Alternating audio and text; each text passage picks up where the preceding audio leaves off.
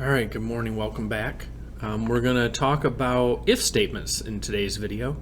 If statements are incredibly important in programming. One of the main things you can learn in programming is how to write an if statement. We're going to focus on just really basic if statements today.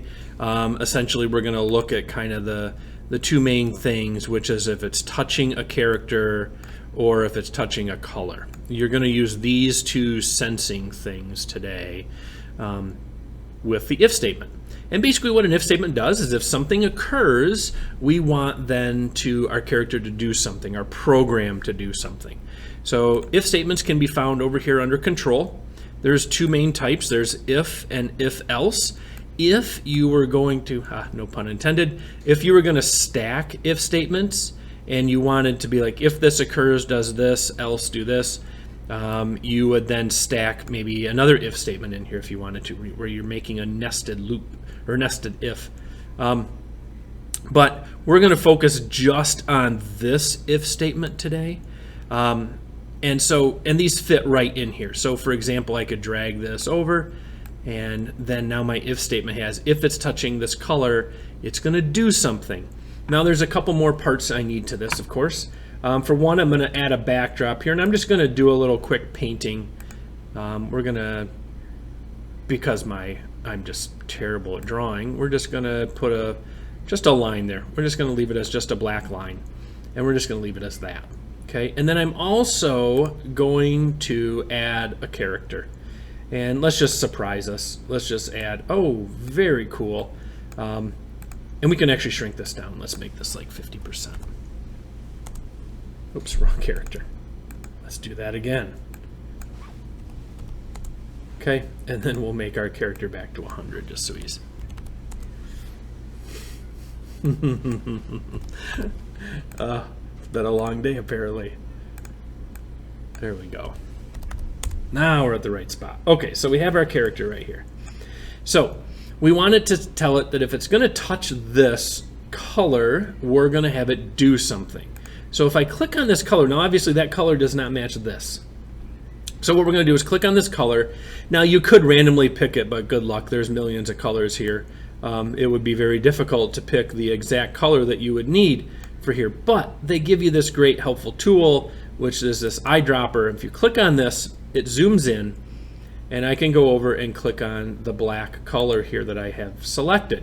And so now that color has changed to look like this. Okay, and so now what happens is when that character touches this, it's going to do something. Now let's start stacking this together a little bit. Let's give it a look. And let's say we're going to change the color effect of the character. This is kind of a fun one. We're going to change the color effect. So what it's going to do is that character is going to change color every time it's touching that black. Okay, and I would give an event.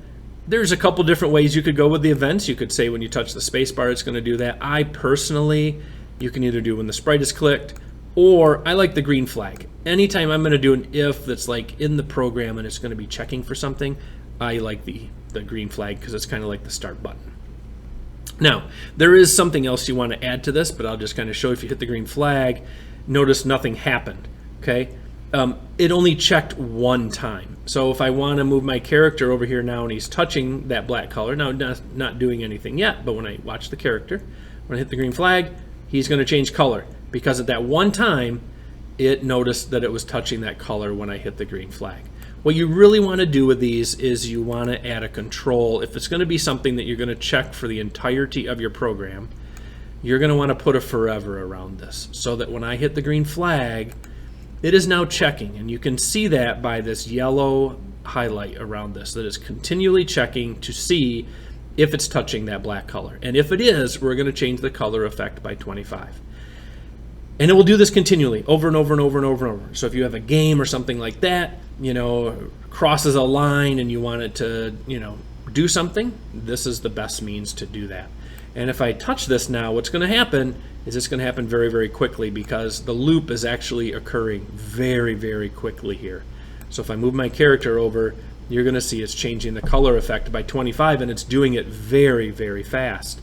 I could put a wait in here, and now it's changing the color effect, but it does it at a much slower rate. which is kind of a very helpful thing. And I could change this. Maybe I'm doing a race car game or something, and when it passes the finish line, I want it to say something, but I don't want it, or maybe it's passing a number of laps and go around and counting it.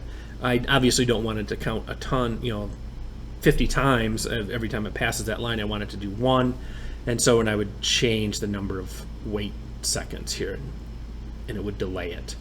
Okay, and now I can move my character off it, and it's stuck at that.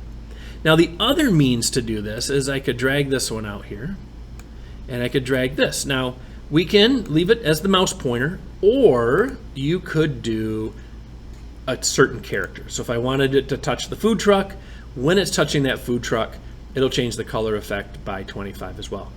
If you're going to have it touch a character, okay, and I could drag this one down here and say, hey, I want it to be a different color, and we're going to say this color.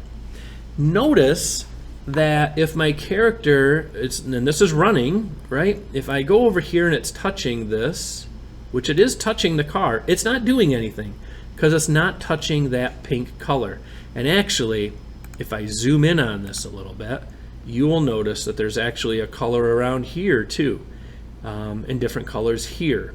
So using the color option for an if statement for a character is usually not the best thing, but it's something you can do if you want to make it kind of simple. Now my character's touching the pink, and now it's changing color, and so of course it'll do that. So really, if you have a character that you want it to, maybe your game is like picking something up, and so it's touching that apple, and when it touches the apple disappears and it collects it and things like that. You would want to use touching the food truck. And now if I actually move my character up here and barely touching the food truck, it's going to change color effect. Okay, notice it's not that pink. If I go over here and touching the wheel, it's still going to change that because it is touching the character. So this is kind of how you set up easy if statements. These are just the basic ones. There are others, and we'll get into more of the if else in another video, but this is just the basic if else. You don't necessarily have to have the wait in here, and my wait actually disappeared to here, which we want it more like this. So basically what's happening is forever it's going to check if it's touching the food truck. If it is, we're going to wait 1 second and then change color effect. And we could flip that too. It doesn't change the color before it waits. That's probably the better way to go. But this is just a basic if statement, and this is kind of how you set them up. Forever is definitely a good loop to use with these. You could use repeats as well instead of the forever and just tell it how many times you want to check, and that's totally up to you. That's a good way to go as well. But this seems to be one of the better ways to check for something in Scratch. Hopefully that helps. Good luck with your learning of Scratch, and I hope this helps you.